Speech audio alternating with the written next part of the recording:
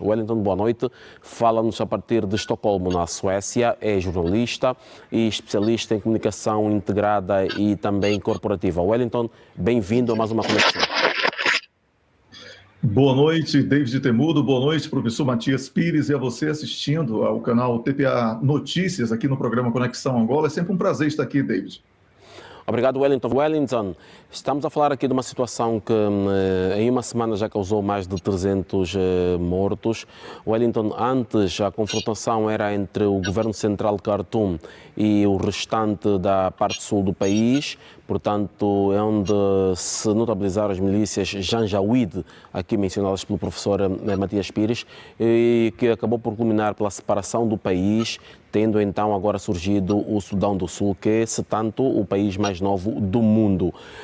Agora é uma região, é um conflito interno dentro do Sudão, onde não se alegam problemas étnicos como acontecia quando havia a parte do Sul anexada, e que agora são sudaneses contra sudaneses. Estamos aqui diante de um cenário que pode desembocar numa guerra civil.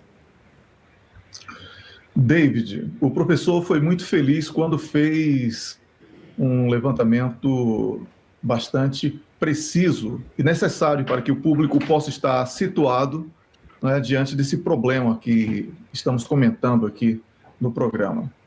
E é importante destacar que, para o nosso lamento, enquanto a guerra no Iêmen termina, ou começa a terminar, né, celebrávamos isso. Eu peço ao professor Matias que corte o som do microfone dele, por causa do barulho. Então, enquanto no Iêmen nós estávamos aqui a fazer uma celebração, ainda que tímida, né, porque é uma questão embrionária que dava início aí a um acordo de paz, esse país que é o Sudão, ele agora chama a atenção do mundo pelo elevado nível de beligerância que está sendo noticiado. Como você falou, mais de 300 pessoas já perderam a vida, isso em pouco mais de uma semana. E essa situação, David, lamentavelmente, ela pode ser estendida por muito tempo se os pedidos, os apelos a uma pacificação não forem cumpridos. Como você mesmo observou, até mesmo o final da celebração do Ramadão, aí, que normalmente há aí uma espécie de integração, né, porque são praticamente todos seguidores da religião, e não houve esse respeito no pedido de cessar-fogo de 72 horas. Então, isso já demonstra que a capacidade de diálogo está seriamente ameaçada. E o Exército Regular do Sudão, ele tem mais força, ele tem mais homens do que a milícia do, então, ex-presidente, e exatamente por não haver diálogo na reintegração ou na integração dos quadros das milícias que ascenderam ao poder na condição de segunda força, né, através do vice-presidente, que era o líder dessa milícia, essa impossibilidade de diálogo para a inclusão dessa milícia nas forças oficiais do Exército Regular do Sudão é que, em tese, né, foi a grande razão de toda essa disputa que foi iniciada. Então, David, lamentavelmente, nós temos aqui uma guerra por procuração, como foi colocado assim, de uma maneira bastante sutil pelo professor Matias. Wellington, apego-me às suas últimas palavras justamente para perceber. Tratando-se de uma suposta guerra por procuração, quem seriam os apoiantes desta nova desestabilização do Sudão? Sendo que estamos a falar de um país rico em recursos minerais, sobretudo o petróleo, e que viveu longos anos de instabilidade, apesar da longa liderança do presidente Omar el-Bashir de mais de 30 anos, e que após a sua saída então o país mergulhou nessa situação de instabilidade. Wellington, quem estará a financiar esta instabilidade no Sudão, na sua opinião? Segundo, Angola, com o histórico que tem de mais de quase 30 anos de conflito, e que conseguiu terminar o seu conflito e fez um processo de reconciliação e estabilização que é exemplo em África, o que valeu ao agora presidente do país, João Lourenço, o título de campeão da paz e reconciliação. Que experiência deve este campeão passar para o Sudão? Que mecanismos deve utilizar para fazer chegar a sua mensagem ao Sudão, e como travar esta mão invisível que tenta desestabilizar o Sudão? David, eu vou procurar ser bastante responsável ao responder a sua pergunta extremamente inteligente. Eu desconfio bastante de Estados Unidos e Israel, porque o ouro e o petróleo são riquezas que habitualmente esses dois países sentem uma paixão desenfreada. Em relação à sua pergunta sobre a experiência de Angola através do presidente João Lourenço, para que essa pacificação tão esperada e que seja imediata, esperamos, possa ser consolidada, David, aí tem que ser realmente resgatado o espírito de desejo do povo pela paz. E até aqui, o povo do Sudão tem reprovado qualquer tipo de hostilidade de um lado ou de outro. Isso é muito positivo, porque quando não há adesão popular, dificilmente há aquela espontaneidade para fazer parte das forças de um lado ou de outro para a manutenção do conflito.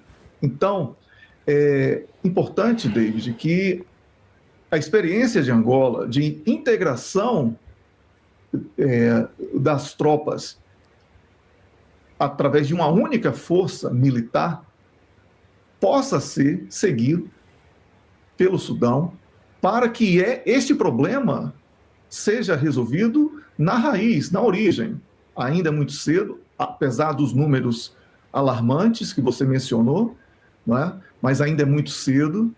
É importante que seja agora no começo, para que as feridas não sejam aprofundadas, porque quanto mais profunda a ferida, mais difícil será essa cicatrização. Por isso, é importante que essa experiência que foi vivida em Angola e que celebramos 21 anos este mês, possa ser estendida para o Sudão, para que todas as forças armadas, militares, na condição, no caso do Sudão, de paramilitares, né, de um grupo, elas possam ser integradas através de acordos muito bem firmados e que sejam cumpridos com honestidade, e que esses recursos que estão sendo disputados para entrega para outros países, eles sejam disputados internamente no sentido de transformação em bem-estar social, e que a paz, somente a paz, pode criar um ambiente para que os graves problemas socioeconômicos vividos no Sudão possam ser resolvidos o mais rapidamente possível. 1/3 da população hoje sofre com o impacto direto da pobreza, e é preciso que o ambiente de paz possa predominar para que esse grave problema da pobreza já tenha, uma possibilidade de solução no médio e longo prazos, David. Eu agora vou colocar uma questão que quereria colocar a ambos, portanto ao professor e ao Wellington, que tem que ver para uma análise que nos remete para um outro ângulo, justamente porque Angola é uma exceção aos casos que o continente africano vai vivendo, mas sobretudo aquela sub-região mais ao norte do continente, que era considerada muito estável e próspera, onde hoje se conhece essa situação de instabilidade que envolve também muitas outras mãos invisíveis. Essa questão do combate às lideranças longevas no continente terá permitido que se chegasse a esse estado hoje? Comece pelo Wellington. Falamos de líderes que estavam no poder há 10, 15, 20, 30 anos e que eram fator de estabilidade e estabilização não só do seu país, como das suas sub-regiões. E depois que houve esta onda de revoltas, conhecemos a realidade que temos hoje. Wellington. Olha, David, sem dúvida alguma. Sem dúvida alguma. Eu posso até pegar mesmo o exemplo da Líbia, que foi mencionado aqui pelo professor e por você também, né? Sem a figura do Muammar Gaddafi como líder, hoje praticamente não existe o Estado da Líbia, sequer consegue realizar um processo eleitoral com segurança. E sabemos exatamente como as riquezas daquele país têm sido exploradas. Então, esse modelo de democracia ocidental, que inventaram uma expressão chamada alternância de poder, isso é um engodo, isso é uma maneira de gerar instabilidade nos países, introduzir quadros que foram formados e muito deformados nas universidades ocidentais, com uma lavagem cerebral doentia, onde eles trabalham muito mais como contabilistas para a manutenção do dólar como moeda forte do que para a defesa dos interesses dos seus próprios países. Então, essa questão do modelo democrático em que a figura do líder é sacrificada, desmoralizada, banalizada, até que caia e ascenda ao poder quadros frágeis, tornando a estabilidade dos países internamente impossível de ser estabelecida, eu acredito que um dos fatores seja exatamente esse que você colocou: perder lideranças que conhecem com profundidade os seus valores culturais, religiosos, éticos, morais, cívicos também, e que, de certa maneira, controlariam com muito mais tranquilidade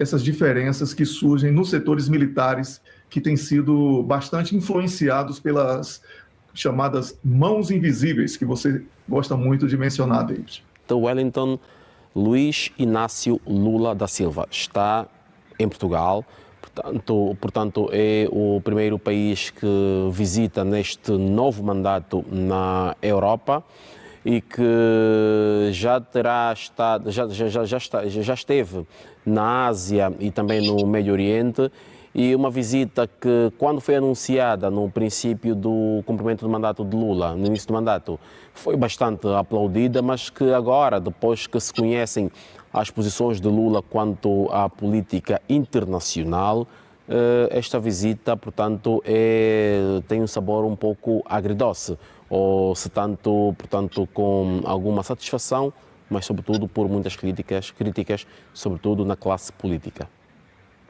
portuguesa. David, essa histeria da imprensa ocidental e boa parte da imprensa brasileira, recentemente essa imprensa foi reduzida à máquina de propaganda da NATO, da qual essa imprensa portuguesa faz parte, é apenas o cumprimento, David, de uma agenda que tem sido imposta pelos pretensos colonos norte-americanos. Como eu tenho dito aqui no Conexão Angola e em outros espaços aqui na TPA, todos os comentários que eu faço questão de frisar que a guerra na Ucrânia é impulsionada, promovida e sustentada para preencher a necessidade de Washington de consolidar suas ambições hegemônicas. Confrontar a Rússia e China é parte desta estratégia norte-americana, que a cada dia é revelada, fadada ao fracasso. Por isso, a tentativa desesperada norte-americana de subordinar a Europa como uma mera colônia agora invade outras regiões do planeta, especialmente o continente africano, onde os países estão sofrendo forte pressão para que condenem a Rússia, sejam inimigos da Rússia e etc. E os demais países do continente americano. América do Sul, especialmente o Brasil, que é um país muito grande e é membro dos BRICS. O que acontece hoje contra Lula é o mesmo que aconteceu recentemente contra Bolsonaro, quando ele esteve no Kremlin e conversou com Vladimir Putin. E iria acontecer, David, com qualquer presidente brasileiro ou líder de qualquer país que seja visto como uma ameaça ao projeto de potência única que os Estados Unidos, em franco processo de declínio, insiste em sustentar, desprezando a ascensão chinesa. Nunca é demais lembrar que, antes de Lula, o mesmo aconteceu com o presidente francês Emmanuel Macron, quando também fez, enquanto voltava da China, declarações que não agradaram aos países membros da NATO. Ele, na China, foi recebido pelo presidente Xi Jinping com a dignidade que ele não encontra hoje sequer dentro da França, muito menos nos Estados Unidos da América. Naquela oportunidade, nunca é demais lembrar, e nós comentamos aqui no Conexão Angola, que aquela viagem de Emmanuel Macron acabou por produzir vários acordos comerciais lucrativos para as empresas francesas no momento de tensão vivido na França, especialmente através de violentos protestos nas ruas e greves em todo o país, decorrentes dos graves problemas econômicos vividos hoje na França. Com o presidente brasileiro, aconteceu o mesmo. Lula voltou com acordos econômicos de valores expressivos lá da China. Assumiu o seu papel de membro dos BRICS e defendeu uma posição clara de diálogo entre Ucrânia e Rússia. Mas, longe de conseguir êxito na sua ingênua proposta de resolver uma guerra como esta, da NATO versus Rússia em solo ucraniano, através de uma cerveja que ele prometeu abrir para Putin e Zelensky, sentados à mesa de um bar, Lula agora percebeu que esta é uma guerra impulsionada pelas necessidades de Washington, de fortalecer suas pesadas ambições hegemônicas. Confrontar Rússia e China é parte integrante de um jogo imperial dos Estados Unidos da América, assim como a necessidade americana de subordinar a Europa e outros países e blocos de países como meras colônias de vassalos. O problema, David, é que enquanto a China oferece aeroportos, parcerias na indústria, comércio, incremento econômico aos parceiros, os norte-americanos seguem acreditando que a oferta de palestras e um pacote pronto chamado democracia, que nada mais é do que a imposição da cultura pop descartável, tenha algum valor para os países e povos que tentam outros rumos através desta janela de oportunidades oferecida pelo declínio ocidental na Ucrânia. Essa é a minha opinião.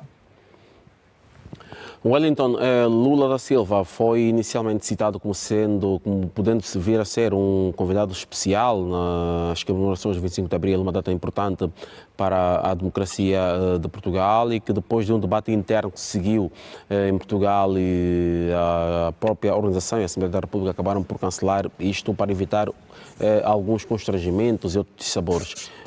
Estes partidos que estão a criticar Lula pela posição que toma, sendo que Lula, ou melhor, o Brasil, nas posições muito firmes e únicas, votaram contra a ocupação e a anexação de territórios ucranianos, votaram contra a invasão da Rússia à Ucrânia, e que continua a defender o Brasil, portanto, a defender que deve ser a Ucrânia e a Rússia, com mediação internacional, claro, a sentar nessa mesma mesa para negociar. Estes partidos que hoje criticam Lula por estas falas, essa posição, estão devidamente esclarecidos sobre o que se está a passar de facto no mundo?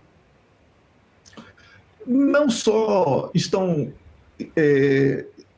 pouco esclarecidos, como não querem promover o esclarecimento. Na verdade, no íntimo de cada um desses políticos existe o esclarecimento.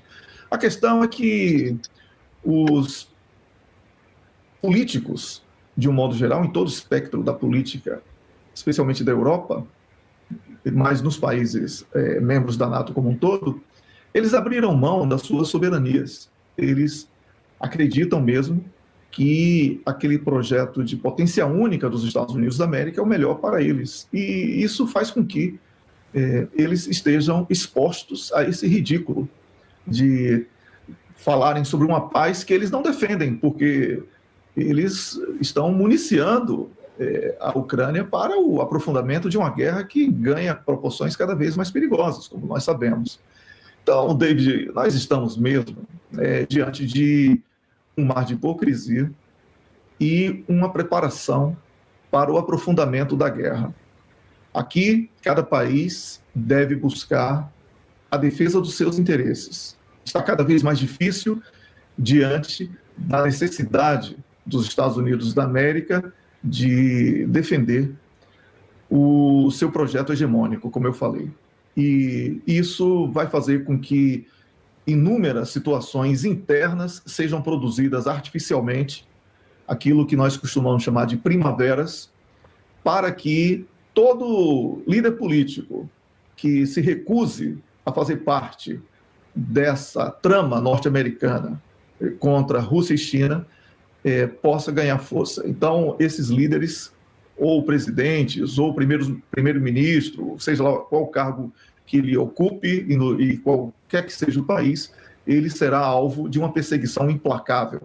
E o papel da imprensa tem sido uma das armas quando, no lugar de jornalismo, há apenas a mera produção de propaganda, como tenho denunciado em todos os meus comentários desde o primeiro dia da guerra.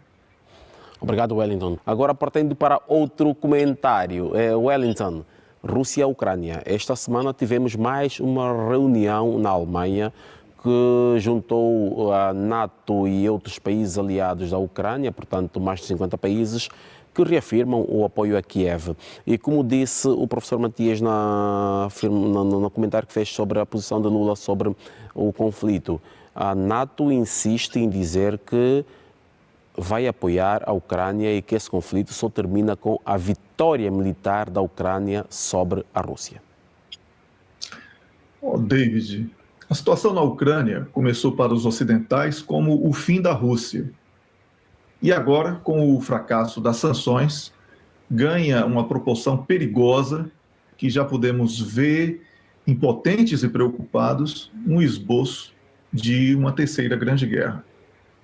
Se o tímido apoio inicial era uma maneira da NATO fingir apenas solidariedade à Ucrânia, mas sem um envolvimento direto na guerra, pelo menos aos olhos dos diferentes líderes mundiais, agora vemos que da doação de capacetes e coletes houve uma grande mudança para tanques e aviões de guerra.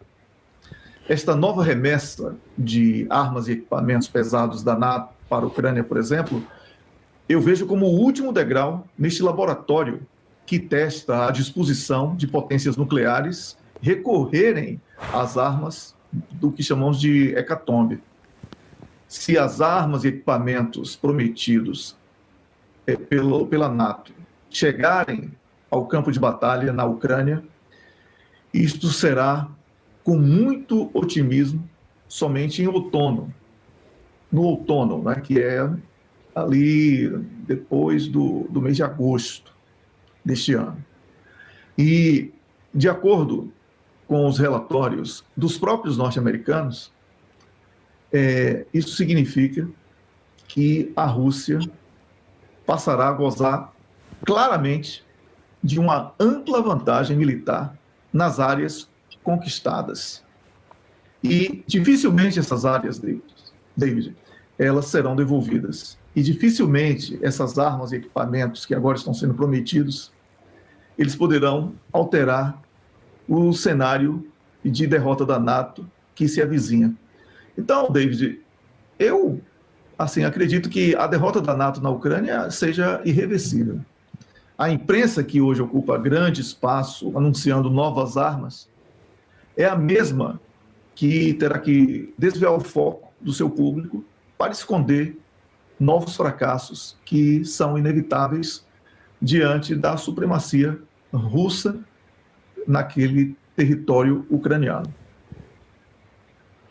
Wellington, a tão propalada contraofensiva ucraniana está dependente justamente desses apoios que tardam a chegar. São vários anúncios de aprovações de apoios, portanto em dinheiro e sobretudo em armamentos, mas que eles não chegam e o processo de formação continua. Portanto, esta semana mesmo começou mais um processo de formação, tanto por forças americanas e alemãs, e que estamos a falar de um período mínimo de 3 a 5 meses de formação de tropas para, portanto, manipularem e também operarem, portanto, os meios que vão receber e prometidos por estes países.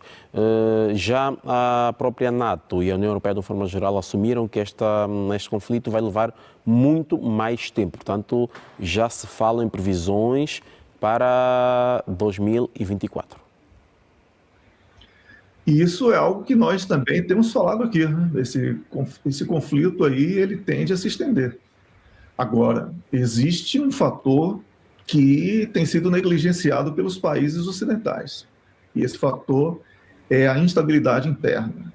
Falamos há pouco sobre a França, mas a Alemanha já conhece graves problemas socioeconômicos e as populações também de França, Alemanha, Reino Unido começam a se rebelar. E essa tensão ela vai chegar em breve aos Estados Unidos da América, porque os problemas econômicos lá, mesmo que tenha a impressora de dólar e mesmo que esconda o tempo todo da fraqueza econômica neste momento vivida nos Estados Unidos da América, David, esse problema econômico nos Estados Unidos também vai produzir uma série de problemas para essa disputa na Ucrânia, porque a torneira vai ter que ser fechada. Os equipamentos estão sendo prometidos e dificilmente chegam. Dinheiro está sendo prometido e todos sabem que é uma grande lavagem de dinheiro, e as armas, muitas delas vão para grupos terroristas ou desafetos políticos dos norte-americanos, a grupos que combatem desafetos políticos dos norte-americanos em todo o planeta. Então, David, é uma questão aqui somente de saber quem vai levantar primeiro a bandeira branca e se render. E eu acredito que seja a NATO, porque a situação vai ficar insuportável. A NATO não tem condição de manter essa guerra por mais um ano, como ela tem dito. Não terá condição de suportar. E aquela história de até o último ucraniano está cada vez mais próximo de ser atingido. O último ucraniano está cada vez mais próximo de ser anunciado. E vamos ver qual será o próximo povo que será sacrificado para alimentar essa guerra insana. Wellington, 1 ano e 2 meses depois do início deste conflito, o secretário-geral da NATO, Josep Borrell, esteve em Kiev, portanto na Ucrânia, esta semana, onde se encontrou com o presidente Volodymyr Zelensky. E foram conversações e mais promessas. Entretanto, numa entrevista cedida em Kiev, ele diz que todos os países da NATO apoiam a adesão da Ucrânia à aliança. Entretanto, quando foi interrogado sobre o mesmo tema, o presidente da Hungria disse que não era bem assim. David, por que começou essa situação na Ucrânia? Porque a Rússia se sentiu ameaçada e fez uma ação de profilaxia para que não fosse atacada pela NATO, não é? Então, o secretário-geral Jens Stoltenberg, é assim que se pronuncia? Jens Stoltenberg. Né? Isso. Ele faz propaganda, ele quer parecer forte. Isso é um recurso de quem está em desespero. Obviamente que com toda pompa e circunstância, ele anuncia, por exemplo, a entrada da Finlândia na NATO. Mas eu posso garantir a você, estou aqui bem próximo, né? O povo finlandês não tem paz, não consegue mais dormir. O nível de estresse do finlandês, inclusive estou com uma página na internet aqui da Finlândia aberta, estava lendo há pouco sobre isso, antes de começarmos o programa. O nível de estresse do finlandês, por causa do ingresso na NATO, começa a mudar opiniões internamente, porque houve uma grande propaganda para que a Finlândia ingressasse e as pessoas foram motivadas pela propaganda. Só que hoje, a tensão de saber que a Rússia está logo ali ao lado começa a tirar a paz de um país que sempre foi neutral. Tá? Então, David, como é que a Ucrânia vai ingressar na NATO? Não tem a menor condição. Não tem, a Ucrânia como Estado hoje não existe. Depende de dinheiro, de doações, não tem autonomia sobre os recursos que possuem de alimentos, etc. Tem sido uma gestão internacional. Não tem autonomia sequer para formalizar um acordo de paz. Então, tudo isso é uma grande mentira. Eu acredito que dificilmente existirá Ucrânia para que possa ingressar na NATO, se as coisas continuarem nesse ritmo que estamos testemunhando a cada semana aqui no programa. Obrigado, Wellington, por esta análise então, sobre essa situação que opõe a Rússia e a Ucrânia, que envolve a NATO, a União Europeia e também outros países influentes a nível do G7, G20 e também toda a comunidade internacional. Wellington, em 30 segundos, é positivo e negativo? Positivo, eu quero fazer uma menção aqui à celebração do descobrimento do Brasil, né? 22 de abril de 1500, marcou o início do que chamam de descobrimento do Brasil, e foi lá onde eu nasci, na Bahia, né? E eu fico muito orgulhoso disso. E o negativo, o que está acontecendo no Sudão, e que foi tema bastante aprofundado aqui no programa, é muito preocupante, e esperamos que os países africanos possam encontrar uma solução doméstica para que esse problema possa morrer na raiz. Obrigado, David, e a todos que assistiram, e ao professor Matias pelo excelente contributo aqui no debate. Obrigado, Wellington.